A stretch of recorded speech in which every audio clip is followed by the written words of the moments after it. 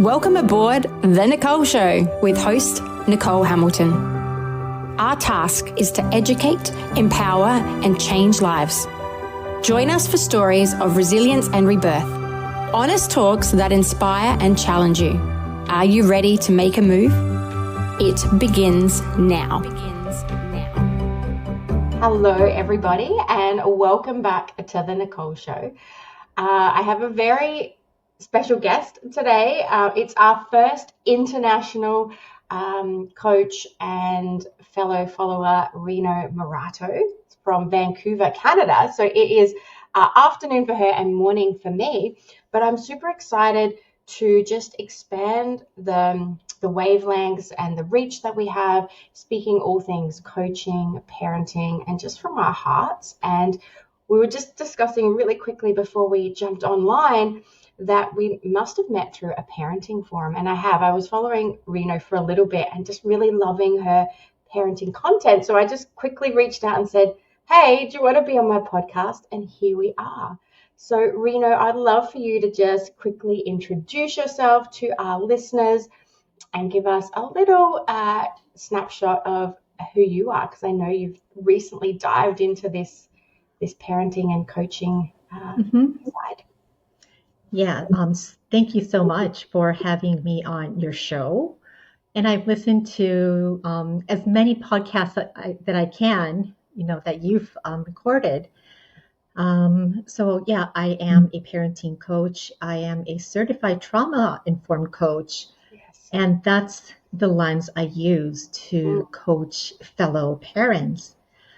How I got into coaching is I have 3 boys of my own, and 2 of them are neurodivergent. So, it varies from my oldest is autistic, he's dyslexic, he has language processing disorder. Mm-hmm. My middle son has OCD and anxiety. Mm-hmm. So, education, not having them, but school experience has been extremely difficult for us. Yeah. So we have experienced homeschool. We've did unschooling for a while. We went to maybe like 12, 13 different schools between Hong Kong, Tokyo, and Canada. I'm originally from Tokyo, but we were kind of like education refugees, so to speak. So eventually, it was unschooling that led us to Canada. Yeah, wow. I'm so intrigued by this because I didn't really know your full journey. I'd just seen a few of your beautiful, encouraging parenting posts. I was like, this is a beautiful person to tap into your wealth of knowledge. So thank you so much for sharing. Here in Australia, we have very similar struggles with the education system. Unfortunately, I worked in it for a while as a support officer to the teachers in the disability unit, we call it here, which is, all the kids with different learning needs. And the system is unfortunately just broken. Like it really is. We're setting our children up to fail. The skill set that they're looking at teaching is still around, reading and writing and arithmetic, but the skills that they need and the guiding that they need is around their emotional well-being and their intelligence and making them feel safe and loved so that they can learn. And that's just really such an out there concept. And that's really where, I wanted to be that person, lead the way and be a coach for children, not just for the adults that need it as well. And so I love that, the same reasons. I've got a neurodivergent child. I only got diagnosed dyslexic and ADHD myself this year. And so, finding that education where we needed it has been paramount. So I'd love you to share a little bit more about what some of the things that you have found really work. And I'd love to know a little bit more about this unschooling, because it's not something we do homeschooling here in Australia, but we don't have an unschooling. Right. So I would say what really works at the end of the day in parenting is trust. It is paramount. And I would say it may be the most difficult thing we can do as a parent, because most of the times it's really difficult difficult to trust ourselves. Mm. That's where it really comes down to. And we kind of face our own, I wouldn't say hypocrisy, but limits. Yeah. Because, it's easy to say trust your kids. But if we've never experienced that, what does it feel like to be trusted? What does it look like to be trusted? And Mm. in order to show our kids what that looks like, we actually have to do it for ourselves. Yes.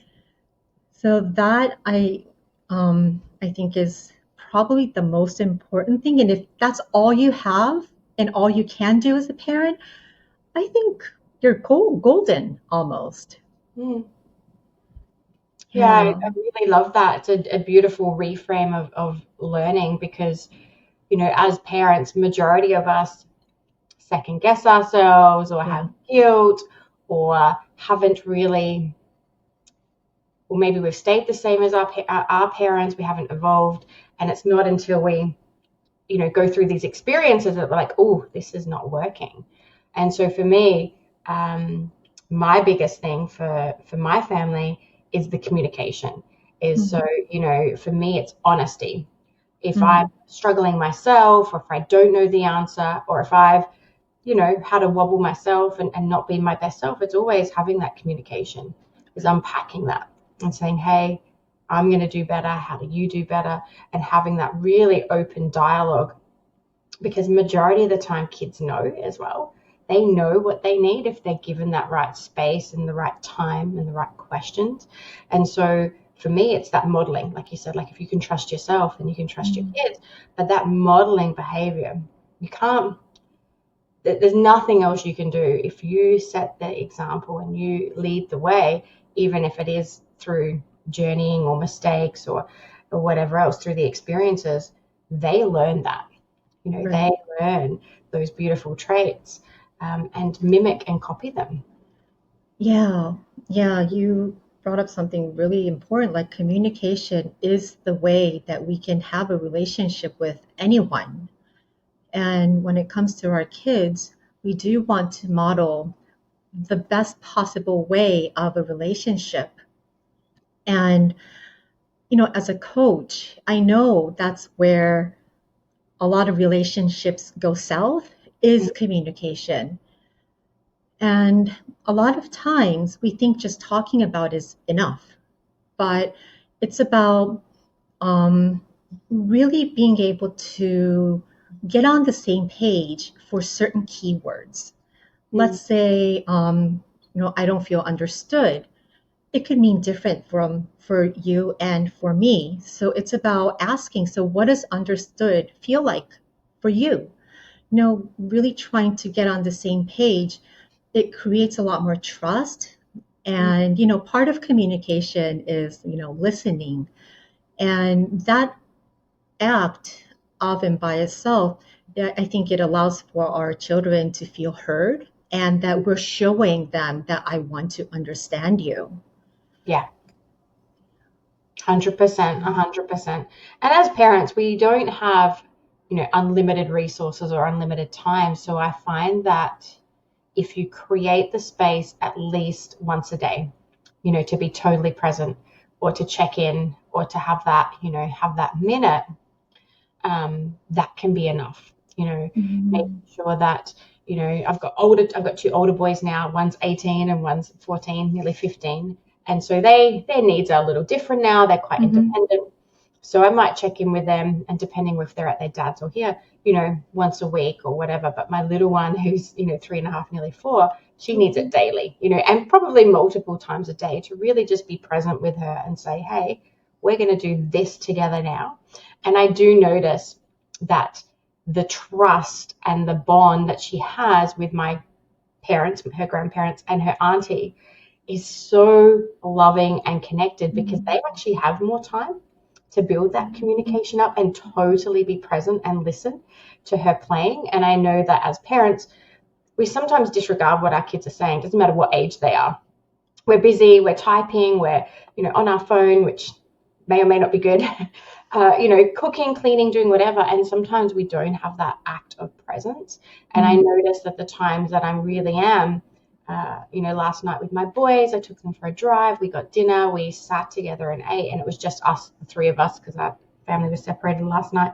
But it was so nice. And I really do mindfully make time, whether it's on the weekends to do something together, book family holidays, just times that I can really totally be present for them. Mm. Because in a busy lifestyle with, washing and food and all the things that you have to do, just those snippets are the memories that they're going to remember.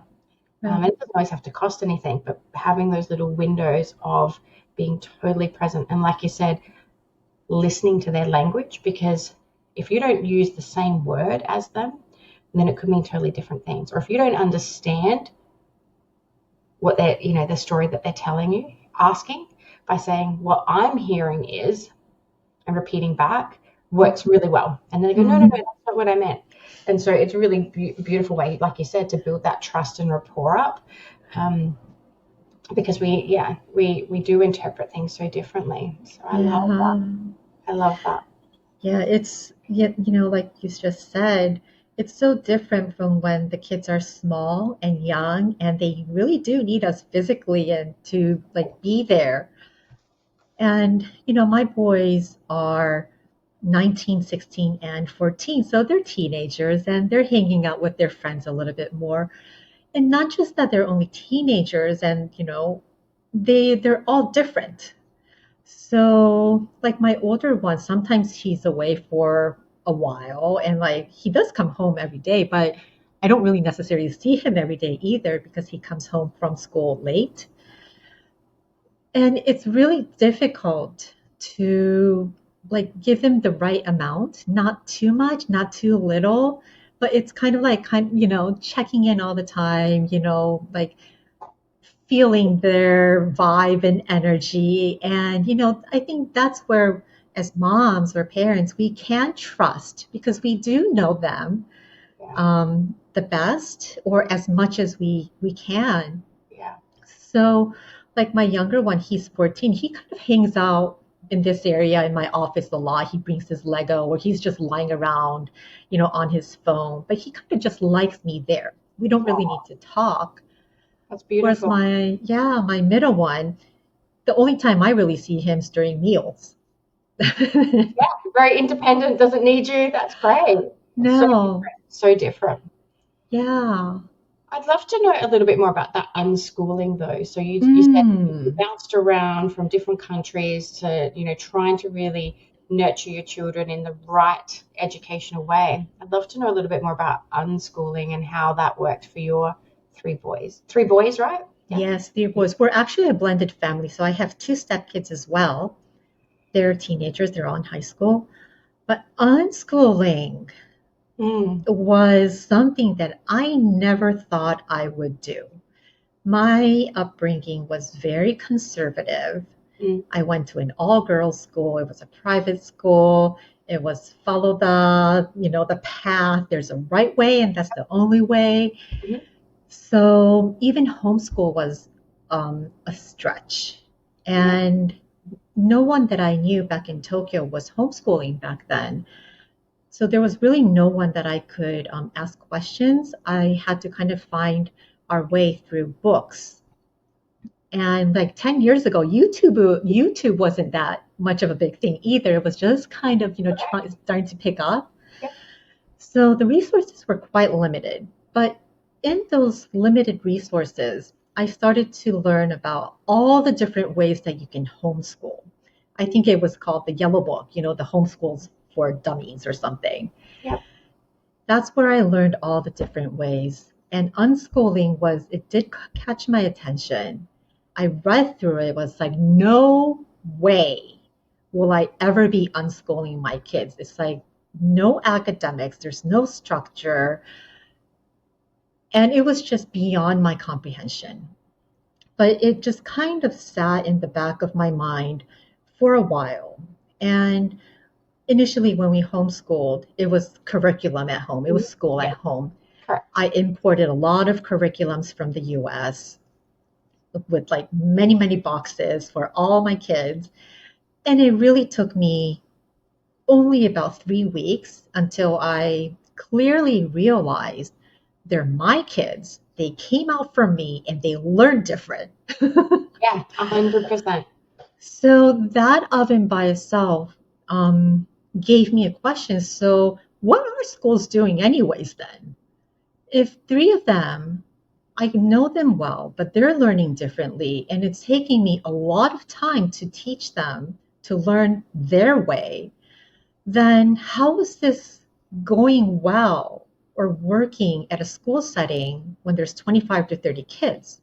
Yeah, And this is not anything against teachers or schools per se, because they're doing the best they can in the given environment. 100%. 100% they So are. it's, yeah, so it's never about like disrespecting them or anything, but it's just a inquisitive question. Mhm. So then it was about, okay, do I nurture the brain or the heart and the soul and the spirit? What is it that I'm trying to educate them here? Mm. Then it became more about, I love Steiner back then. So I tried the Steiner way to nurture the spirit and Yes. the soul and, gentle and, all those things. But they weren't buying it. The boys had no interest in pastel colors or beeswax and molding. Yeah. So I said, okay, this is not working for them. And after many, many different attempts in homeschooling methods, I still continue to learn about unschooling. And Sandra Dodd was quite my what I don't remember the word I'm trying to say, but she has a website, she has a blog, and she really extensively tried to explain and teach us the importance of kids do learn no matter what setting they're in. Yes. Everything is a learning experience. And when you start looking at everything is a learning experience, then you're able to move away from subjects. Subjects are very limiting. They're very confining Mhm. on how we see math, how we see language or art or science and whatnot.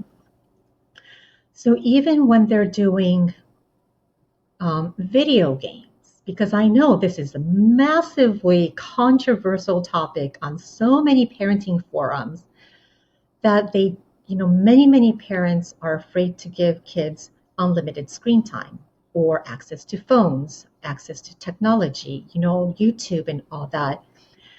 So after many months of deliberating, do I do unschooling or not? Because what I'm reading and understanding here makes a lot of sense. Mhm.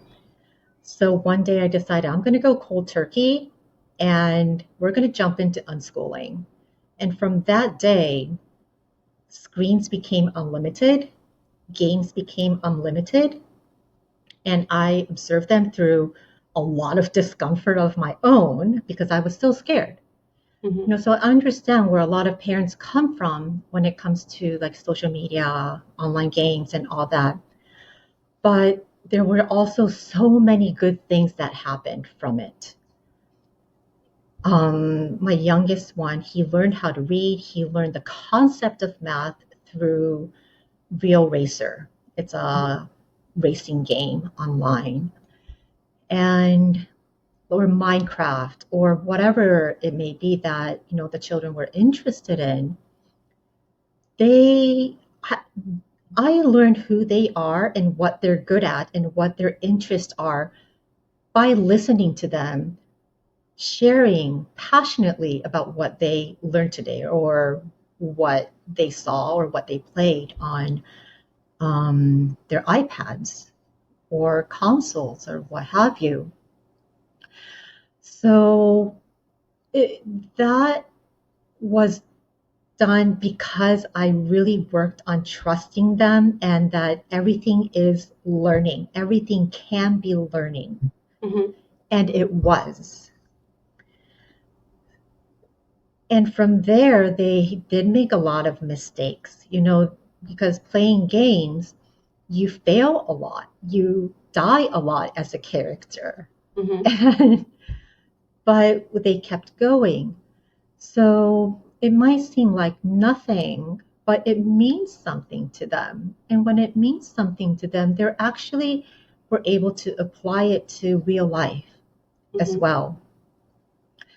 They have learned that just because they can't figure something out or they failed at something, they couldn't make the YouTube like big YouTubers. They Hmm. couldn't edit. They couldn't put audio or captions like they see on YouTube.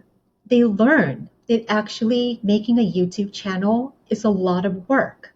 Hmm. So, they were very experimental. And I see how that kind of really built how they see and approach the world now that there are teenagers. They're not afraid to try something, and maybe they might not like it, or they might like it and still continue to go and try to achieve their goals because it was just about trying another way.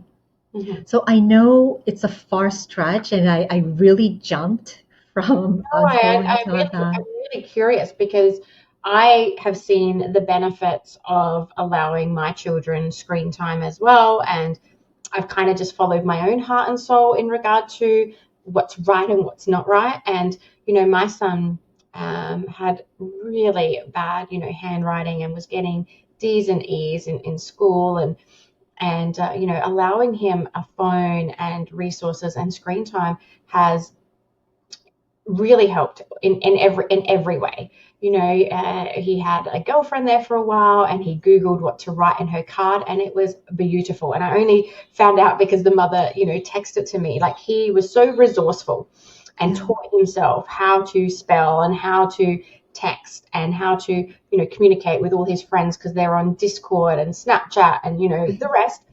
And so, by having that freedom and that passion to connect in that way has really taught them the connection tools that they've needed.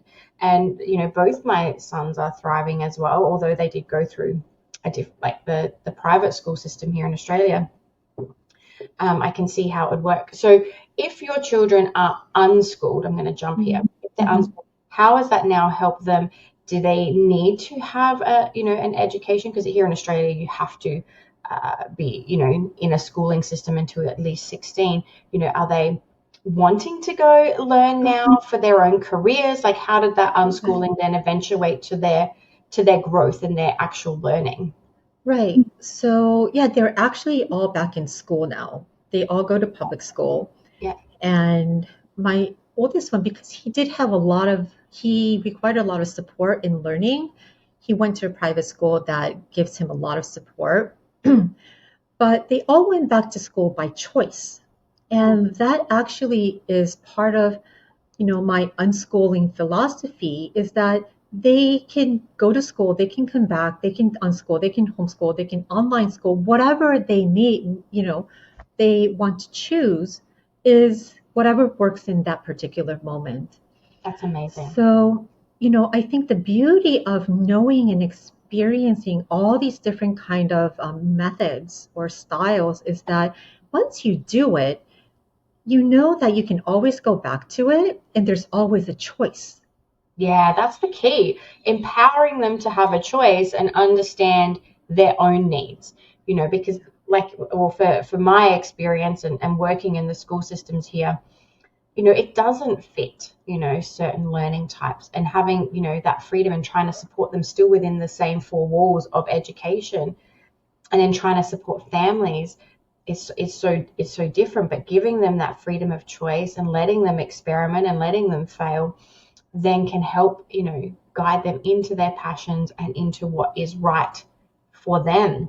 I find that really curious and actually quite exciting. Mm, Those choices and that playful experiment. And I know that not all parents listening to this would resonate or think, oh my God, I don't even have the time to unschool, or, mhm, I've got to go to work and there's, so many restraints and confinements on the right. life that we all live. But I find it very curious as to, just even giving the children some freedoms and choices, because Mhm. there are some, parents and families and children that are really, really struggling with the education system. It just doesn't work for them.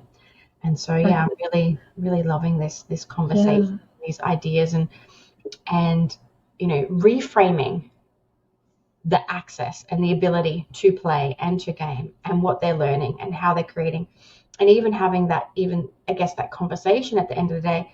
If your child isn't at school or perhaps is expelled, or not going to school at the moment, like, okay, what did you learn today? Like, you played all day, awesome, but what did you learn from that?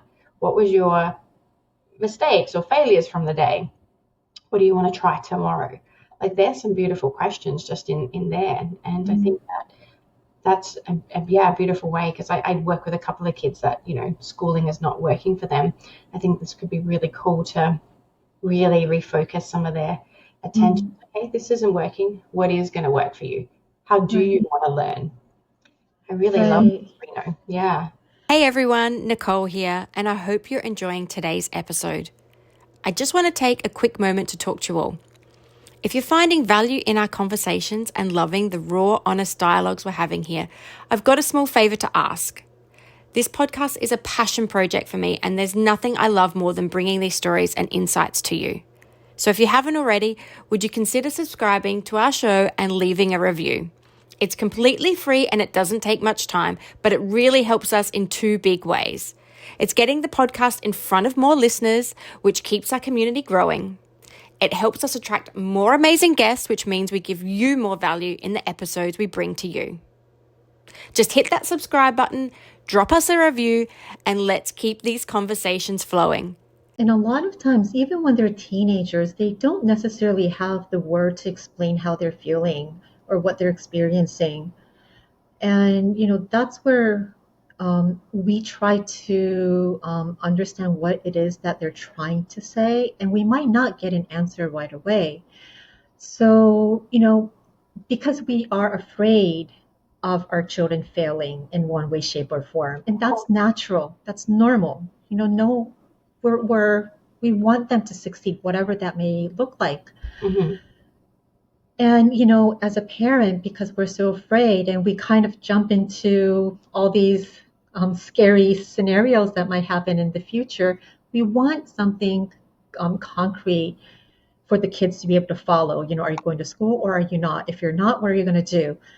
But it, I think it would be helpful and a lot more gentler approach if those goals are short term. Let's see what this might do. Okay, we're going to try and do online for, let's say, just this term and see how it works for us. Let's see how it works for you, and I'm going to see how it's working for me. And then we'll touch base and see our next best step. Because we want something long term, but let's say I'll give you an example. Last year, my middle son, he has OCD and anxiety, and COVID really affected him in a way that didn't affect him during COVID, but it came out later. Yeah. Yeah. So last year, it was when it started to hit him a lot more, and he was not able to go to school. He wanted to do online half time, and then it started to be online. He wanted to do online full Mm. time. And the school and I and him were able to discuss, and the school bent over backwards for him. It was a really good school. It's a really good school. That there's another school that was accommodating for children who do have anxiety, like severe anxiety. It was very, very bad. It was really bad anxiety. And it was very frightening for us, of course, for him. It was crippling to the point that he really couldn't live in a normal way, and that his daily life was being severely affected. Wow. So, what do you do then, right? Mm-hmm. But we can only do what we can do with the tools that we have, like the therapy. He didn't like talk therapy, but he really liked direct neurofeedback. Mm-hmm. And the schools were okay that he might go part-time, he might go full day. But that's when, we as parents kind of need to be an advocate for them Yeah. and pick up the words that they can't really say. But we always are a team. We're the kids and, the parents are the team. And when the parent talks to the school, the parent needs to be the advocate for the child. The parent needs to know we are on the same page for this, and I am just talking for you on your behalf. Yeah, that's so powerful, like that is so powerful. I really feel like a lot of parents need to hear that. You know, when I think we're just conditioned to think that the school is the hierarchy, like they're teaching our kids and we have to conform to their rules and their restrictions. And when your child might have a behavior or an emotion or something that's not fitting within those realms, and you're called into a meeting, or your child might perhaps is sent home or doesn't want to go to school, as a parent, or the kind of culture here in Australia is, oh, we've done something wrong, we need to do what the school says. And it's not that way. You're 100% right. We need to advocate for our child and say, well, this isn't working. It is actually your job as the education system to educate my child within their learning needs, within their emotional, way. And we just don't have, when we're already overwhelmed ourselves, or like we said, our child is struggling or they're not achieving, like we feel so much pain for them, or we feel guilty or remorse or whatever it is that's coming up for us, we forget that we are the team. And I think that is so powerful. And if you can't, or perhaps if this is falling on ears, you're like, yes, my child is struggling, the school system's not working wherever you are and whatever part of the world, having, a mentor or somebody that you can ask if you don't feel strong enough to advocate for your own child is where it's at. Like I know a lot of I our understand.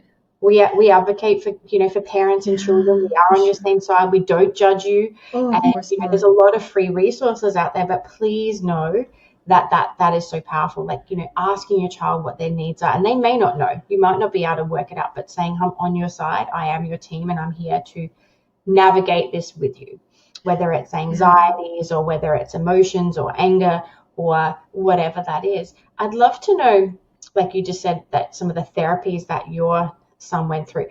How did you, as a parent, we want to help our children the most, but we're not always the right person. Like we can advocate, we can support, we can be on their team. But who have you found along your way that's really supported your children? Do you use other coaches or therapists and stuff like that? You didn't have to divulge too much personal information, but how have you supported your children through their emotions and things that have come up? Of course, there were many parents, like in homeschooling groups, that were always there at the right time, just for the right amount. Mm. I think it is a very lonely journey when you have a neurodivergent child. Yeah. And the things that I shared with you so far, these are things that I didn't always know. Yeah. And you said that, we always think of schools as a higher hierarchy. And I was begging and apologizing to the schools and teachers of how slow and how, not fast enough my son was learning. I begged and cried for them to keep my son in school, but one of the schools didn't. They kicked him out when he was 7 years old. And I knew I wasn't doing right by my son either. Like, why am I apologizing for him being born this way? But I was so desperate to keep him in school. So I understand the pain. I'm not saying what I share with you is easy. No, But it's just how it might be better for, you and your child. So who supported me, I think, was online resources. Yeah. Back then, 10 years ago in Tokyo, I didn't know there were such things as coaches. Yeah. I didn't have that kind of support available. I just didn't know. It was just people who walked in front of me. It was those people who shared their journey online about unschooling. Like there are a few people that I have met in person at a homeschool convention, and those were the people that I read in their books or their blogs on their website. And I thought, okay, they did this. If they can do it, I can do it. But nowadays, there's so many coaches out there. And coaches, I don't know for all, but for myself, it's just about sharing what I've learned, in my journey and just hoping that no one feels alone. Yeah, same. That's all, really, because it was a tremendously lonely and isolating journey for myself. People did not understand when I homeschooled. I lost even more people around me when I unschooled. So taking a different path for your child, no matter what path that is scary. Yeah. And it doesn't matter if you unschool, if you homeschool, or whatever path it is. It just has to work for you and your child. It has to work for the parent first and foremost, because you become the anchor, you become the foundation, you become the pillar, and then the child is able to lean on you. Then they're able to share with you because you're standing strong for them. Yeah. So parenting ultimately is about making it work for you. Make parenting easier. That is my teaching in my coaching, is make parenting easy for you. Yeah. We'll figure out what that looks like. How can we make it easier? Because, earlier you mentioned everything, all of our situations are different. We may not be able to afford our time or resources to unschool. Okay, then how are we going to make that easier for you? Yeah. Right? There's no right way. There's the only right way is when it works for you and your child. That's Correct. the right way. And I think that just, going back as well, is just understanding that we actually do have more power than we realize, We and the do. school system can work for us. And so, like you had mentioned, that was right for your son is, online learning and part-time, and whether that's full-time, like we don't have to send our kids to the school every single day if it's not right for their emotions, their behavior, their regulation, and all of that. There are other options, yet the education system doesn't come forth with that. We have to go in and advocate and ask and Right. request. And Right. within Australia, there's plenty of ways to do that. And I love the fact that you said online. Wherever you are listening to this, there is so much resources online. If you're looking for advocacy for your child, or for coaches, or for different alternatives for education, you can find that, because there is definitely somebody else that's been through it. If you're going through it, and I guess that's why I created this podcast, because there's certain parts that people didn't know about me. They knew me as the kids coach, they knew me as like a play therapist, hypnotherapist for children, but there's so much more behind the scenes that you go through in your journey to get here. I didn't know what I didn't know. I used to yell and smack my kids when they were younger. Like, I'm 43. Is that the way that I raised my little Aurora? No.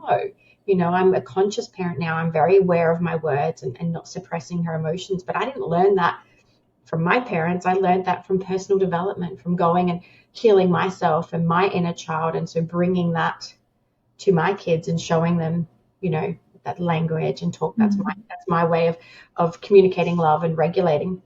But like you said, that's not necessarily all my children's styles. They learn and pick up from different ways.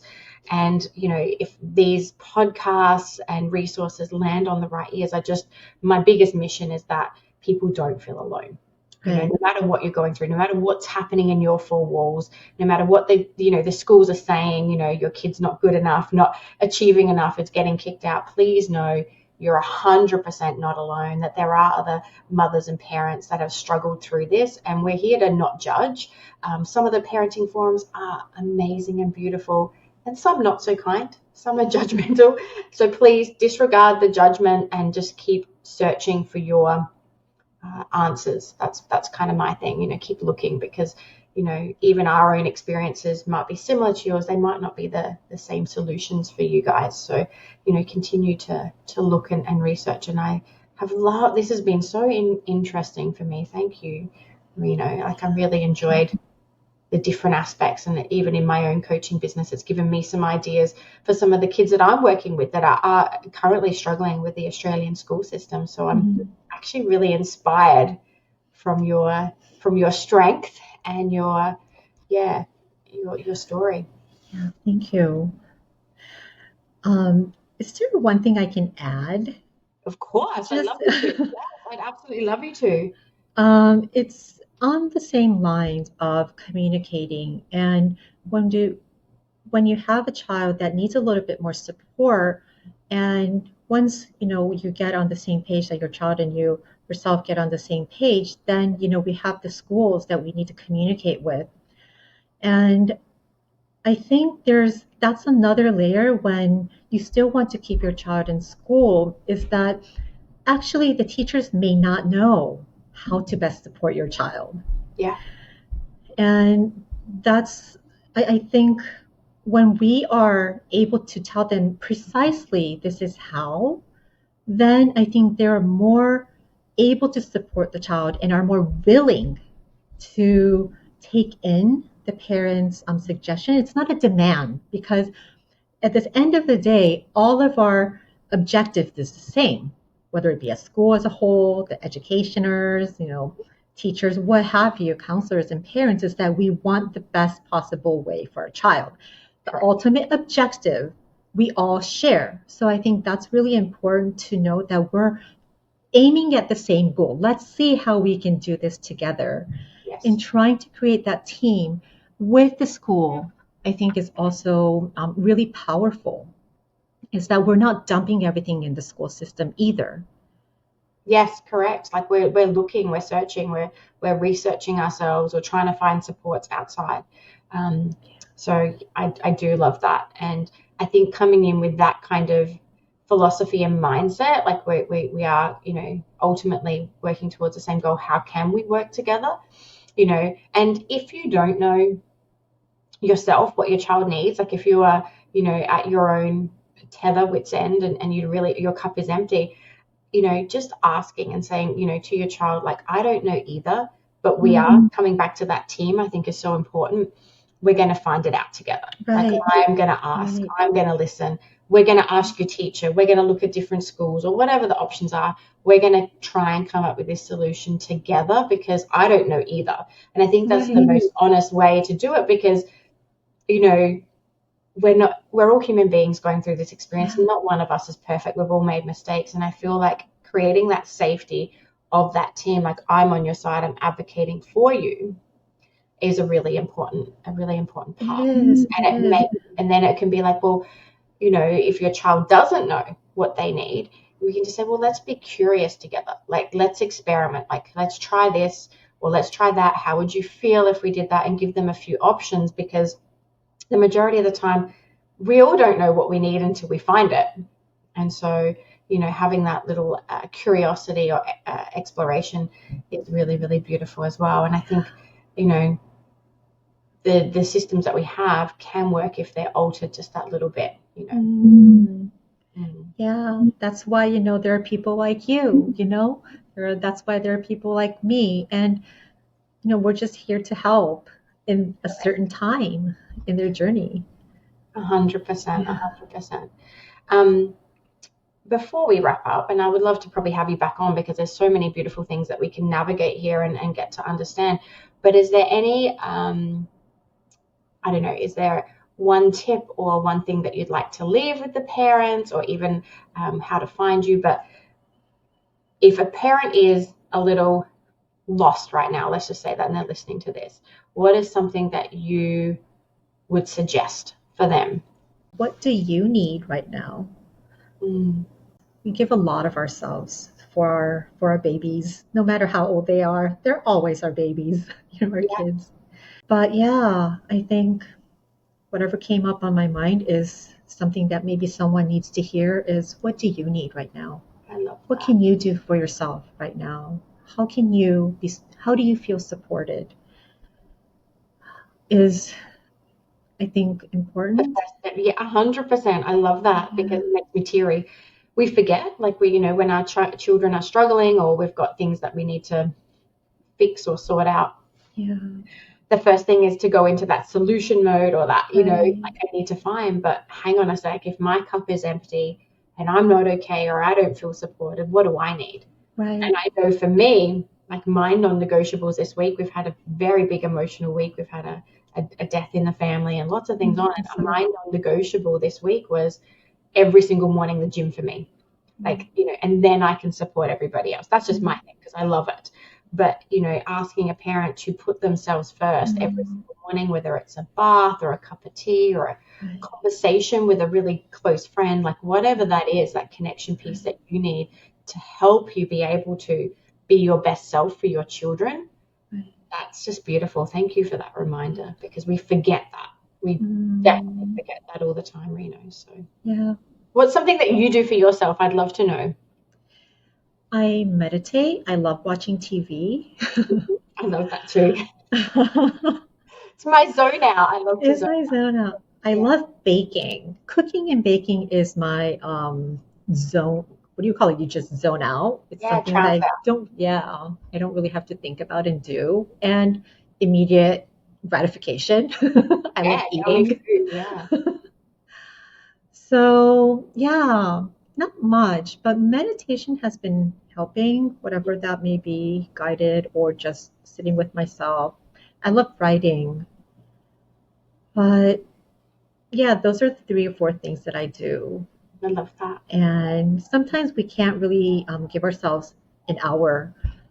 So in those instances, I have a few shower gels that I love, and I would splurge on that. That is something I allow myself, give myself permission that it's not going to be a $1 body soap. I'm going to get it from a place that I love because it lasts so long. I've been using the same bottle for over a year. And every time I make that, I use that bottle, I feel so good. Just 3 minutes, 5 minutes in the steamy shower and I, breathe that in and I feel better. Yeah. You must be able to afford yourself 5 minutes if that's all you can get. Yeah, 100%, 100%. 5 minutes for just, you time, whatever that looks like for you. Yeah. I love a challenge though, so I'd jump in the cold bath. So I'd like go get a nice bath for 3 minutes. Even though it's a challenge, it like really centers and calms me down. Right. So yeah, there's so many cool things that you can definitely do. And I just want to reiterate that put it, one of my coaches told me it's me before we. Like you have to put yourself me before we, because every time, you're a better human. Like You it's so are. different if you put yourself first for that 5 minutes a day. Like it just so yeah. Thank you so much. Thank you so much. I have just honestly had the best journey with you. Really, thank you for sharing. I'm excited to, see where this like friendship and relationship goes. And please put any of your links and resources because, we do have a beautiful world now where we can connect on this level. So I'd love for anybody listening to this, if they want to reach out to you to learn more, that they can find you on socials or anything else. So thank you so much for being on the Nichole Show. What a lovely show. Thank you so much. You're so welcome.